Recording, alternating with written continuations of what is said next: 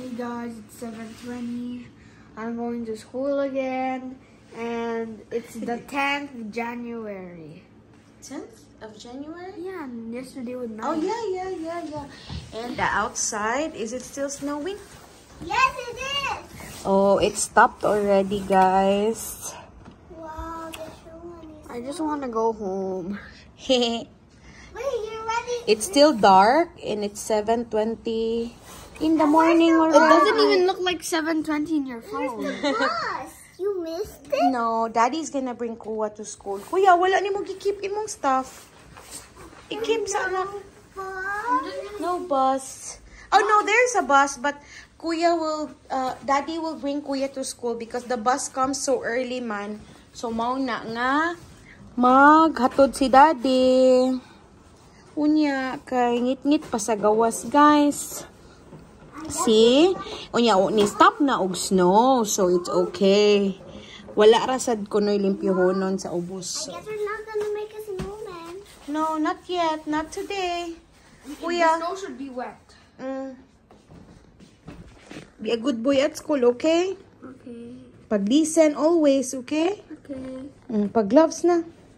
Mom, Yes. at school, did Kuya get an ES class? Padong nakag-work. What's this? Work na set, guys. Mom, what's this? Kuya, Ha? let's go na kuya. Dali na, kuya. Pag-shoes na. Mom, what's this? That's an apron. Oh, apron. Wadyo di pusa ni kuya ang iyang kuan ay. Iyang pajama. Yeah, Mom. That's okay. We're matching. Lakaw, pagkuan na lang. Hi, guys. Matching. Dahil nabilin nga Christmas decor. Wa na ko na.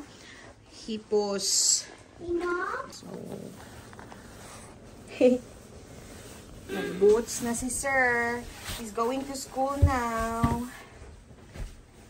So, ganito dito, guys. So, kailangan kapag winter, naka-complete set na winter attire yung mga bata, papasok sa school. Kasi pag hindi mo sinuotan ng complete winter, like winter pants, snow pants, I mean, tapos jacket, bonnet, winter shoes, mag-i-email sa'yo yung school kasi hindi allowed yun. Kasi nga, every single time, every day, may time sila na palalabasin sila to play outside.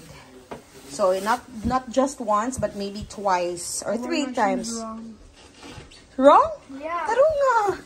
Because I feel something inside. A part of the shoe got crushed. It's okay. Just do it again. Maybe na pa yung socks sa inside kuya. So, yun na, guys.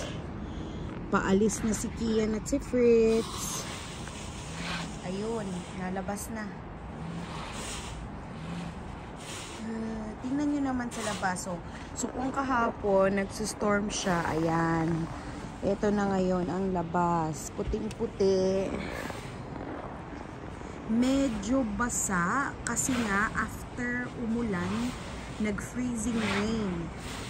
So, kaya ganyan yung situation ngayon. Parang medyo na-melt din siya. O, ito, may tubig na, oh. Tingnan nyo naman. May water. So, 7:30 na ng umaga, guys. Wala pa din sun.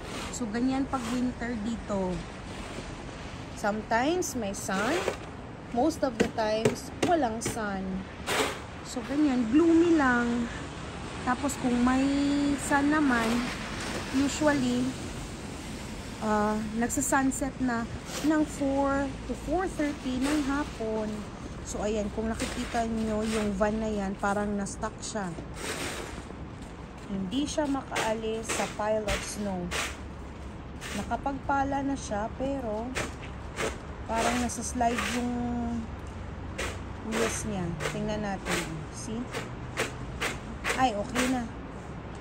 Oh, sige. Push mo pa. Okay.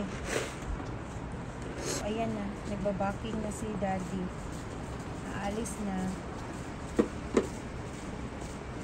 Buti na lang at hindi maraming snow yung nakapatong sa sasakyan. Kasi kapag ganon, it will take time pa na linisin. Kagabi, yung snowstorm, mahangin. So, na, Sa Bisaya is mapalid ra ang snow.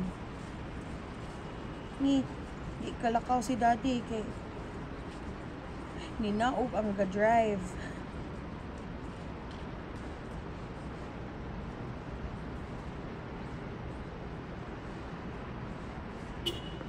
So, alis na sila.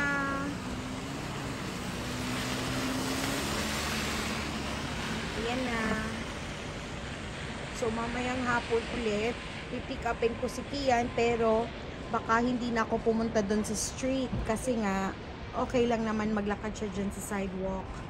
Marami namang bata ang naglalakad. Aabangan ko na lang siya. So, yun lang guys. Yun yung usual morning routine namin. Especially kung winter. So, ang hirap kasi sometimes walang school bus. So, kailangan mong ihatid sundo yung mga bata. Sa sitwasyon naman namin, hindi ako nagda-drive. So, sometimes, nag-taxi lang ako. Kasi walang bus na dumadaan dun sa school ni Kian. Ganon. Yun lang. Thank you so much for watching and have a nice day.